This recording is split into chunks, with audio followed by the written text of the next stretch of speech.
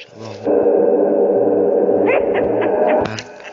وياكم حسين العراق. اليوم جايب لكم قلعة مسكونة في كلاش اوف كلاش.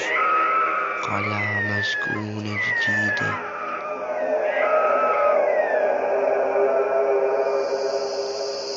هاي يا شباب ينطب عليها مثل ما تشوفون كل شي غريب فيها. أول صخور، ثانيا هذا، ثالثا مدافع بيت الغول 5 هيجي المدافع. رابعا ما عنده عامل.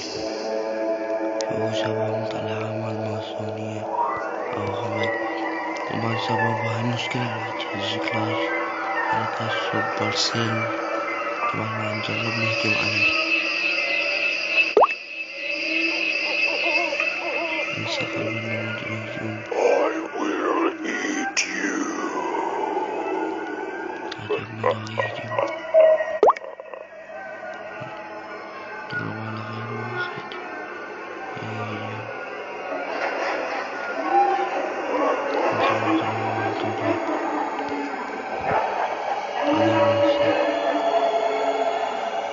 شباب قلعة عادية ما بيها أي شي غريب.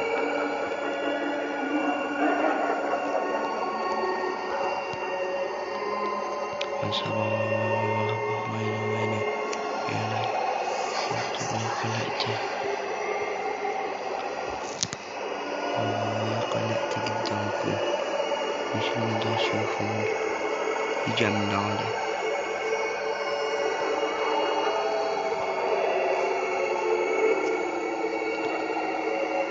شباب هاي القلطش.